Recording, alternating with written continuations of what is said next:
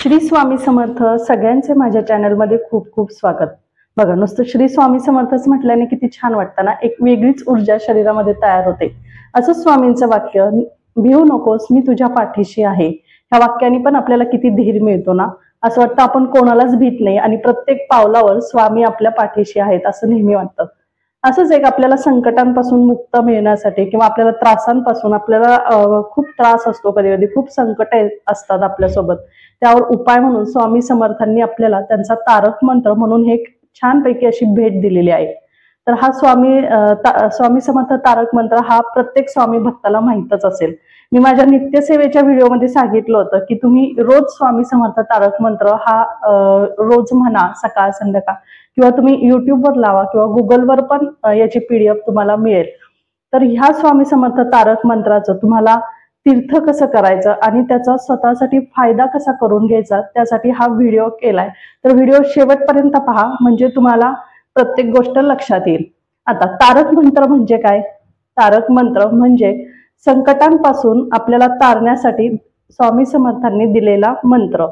हे पहा, आपण सांसारिक आणि प्रपंचिक माणसं असतो, आपल्याला खूप संकट असतात, जसं की कोणाच्या घरात एखादा व्यसनी माणूस असतो किंवा कुणी सतत चिडचिड करत असतं, लहान मुलं असतात बघा, ती सतत किरकिर करत असतात, किंवा घरात काही कर्ज वगैरे झाले असेल, तुमच्या घरात काही वास्तुदोष असेल, अशा अनेक तुमच्या समस्यांवर तारक मंत्र हे खूप प्रभावी काम करतं। स्वामी समर्थ तारक मंत्र रोज म्हटला ना, तुमच्यातली नकारात्मकता सगळी निघून जाते।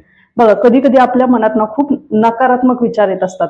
एखादी गोष्ट, कुठलीही गोष्ट सुरू करण्याच्या आधी नाही ती मग होणारच नाही मग ते असंच होईल तसंच होईल, बरेचसे विचार येत असतात। तर तुम्ही हा तारक मंत्र रोज जर म्हटला ना, तर तुम्हाला त्या योग्य निर्णय घ्यायला स्वामी नक्की मदत करतील। तर तारक मंत्र सेवा सुरू करण्याआधी तुम्हाला सगळ्यात पहिल्यांदा तुमच्या जवळच्या केंद्रात जायचंय। आता जवळ केंद्र नसेल तर तुम्ही घरी सुद्धा स्वामी समर्थांच्या मूर्तीसमोर किंवा फोटो समोर जाऊन तुम्ही हे करू शकता। जाताना तुम्हाला नारळ, हार, खडी साखर, किंवा हार नसेल तर फुलं घेऊन गेले तरी चालेल। गेल्यानंतर तिथं महाराजांना मुजरा करायचा आहे आणि महाराजांना तुम्ही सांगायचे की महाराज, मी अशी अशी तुमची तारक मंत्राची सेवा करणार आहे। किती दिवस? 7 दिवस, 11 दिवस, 21 दिवस, 51 दिवस, 108, तुम्हाला हवे तेवढे दिवस तुम्ही करू शकता। महाराजांना सांगायचंय की मी ही अशी तुमची तारक मंत्राची सेवा करणार आहे, मला असे असे प्रॉब्लेम आहेत, नोकरीचा असेल किंवा विवाह जमायचा असेल किंवा घर होत नाही, मी असे असे प्रॉब्लेम आहेत, तर तुम्ही माझ्याकडनं सेवा करून घ्या आणि मला त्याचं फळ नक्की द्या, असं तुम्हाला महाराजांना साकडं घालायचंय, महाराजांना मुजरा करायचाय आणि महाराजांपुढे नतमस्तक व्हायचंय आणि मग घरी यायचंय। समजा तुम्हाला आता उद्या सेवा करायची आहे, तर तुम्ही आज गेले तरी चालेल, किंवा उद्या सकाळी तुमच्या जवळ वेळ असेल तरी तुम्ही केंद्रात गेलं तरी चालेल। जवळ केंद्र नसेल तर घरी मूर्ती असेल किंवा फोटो असेल तरी तुम्ही हे केलं तरी चालेल। आता पाहूया याचं तीर्थ कसं करायचं ते। हे बघा, पाणी आपल्याला माहितीच आहे की पाण्यामध्ये खेचून घेण्याची क्षमता खूप जास्त असते। आपल्या शरीरात पण 70% हे पाणीच आहे बघा। आता एखाद्या समुद्राच्या ठिकाणी किंवा एखाद्या नदीच्या ठिकाणी गेल्यावर बघा, आपल्या घरातली मोठी माणसं आपल्याला सांगतात की जवळ जाऊ नको बरं का, कारण की पाण्याला आपली खूप ओढ असते। त्यामुळे आपल्याला ह्या पाण्याचंच आपल्याला तीर्थ करायचंय आणि त्याचा चांगल्या गोष्टींसाठीच आपल्याला याचा फायदा करून घ्यायचा आहे। तर चला, तारक मंत्राचं तीर्थ कसं करायचं ते मी तुम्हाला दाखवते। तारक मंत्राचं तीर्थ करण्यासाठी तुम्हाला एक ग्लास भरून पाणी घ्यायचंय।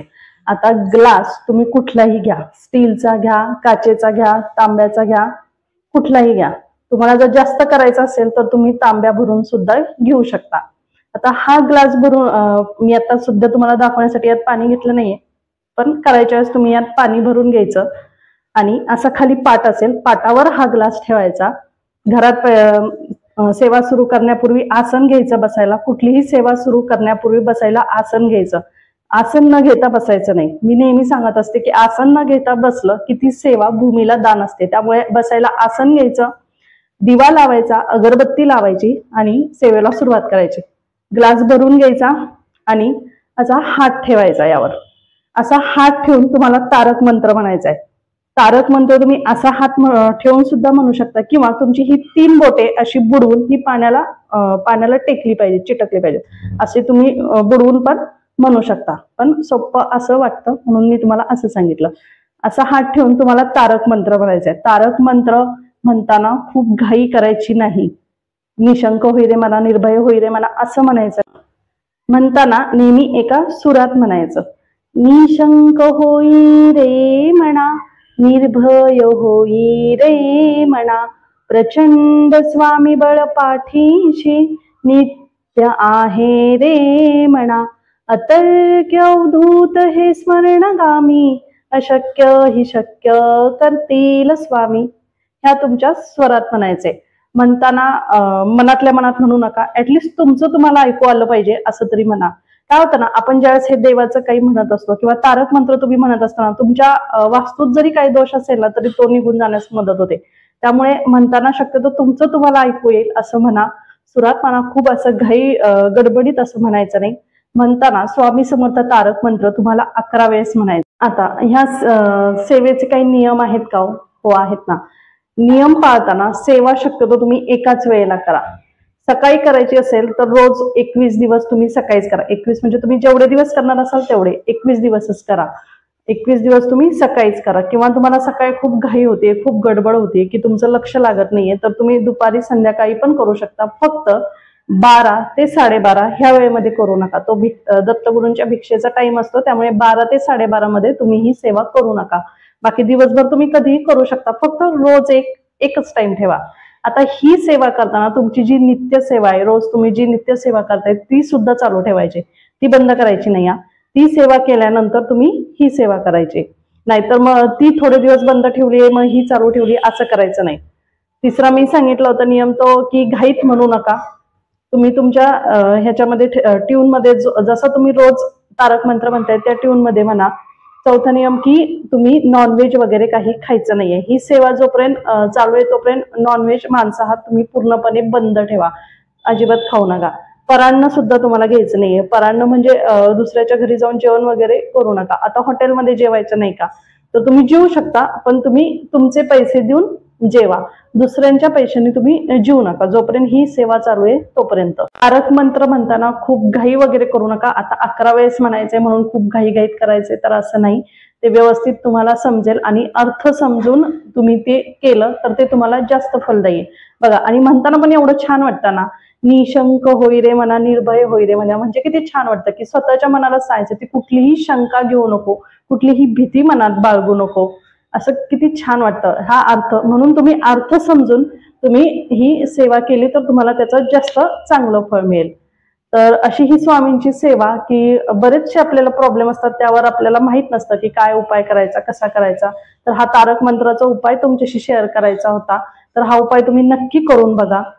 जर आता तुम्हाला ही सेवा करूनही फळ मिळालं नाही तर त्या महाराजांवर नाराज अजिबात होऊ नका. कारण की कसं आहे, ज्या वेळेला जी गोष्ट आपल्यासाठी योग्य असते ना त्यावेळेस महाराज ती आपल्याला देतच असतात. त्यामुळे नाराज होऊ नका आणि सेवा तुमची चालू ठेवा. नक्कीच हे बघा, भोग हे भोगावेच लागतात. पण काय होतं ना, आपण ज्यावेळेस देवाचं काही करतो ना त्यावेळेस ते भोगण्यासाठी आपल्यामध्ये ताकद निर्माण होते. असं वाटतं की आपल्याला संकट ही काही नाहीच आहेत. त्यामुळे ही सेवा पण तुम्ही करून पहा, नक्की तुम्हाला फळ मिळेल. तर अशी ही सेवा तुमच्याशी शेअर करायची होती म्हणून हा व्हिडिओ केला. तर व्हिडिओ कसा वाटला मला नक्की सांगा. तर पुन्हा भेटूया दुसऱ्या व्हिडिओमध्ये. तोपर्यंत नमस्कार. श्री स्वामी समर्थ. गणगण गणात बोते. धन्यवाद.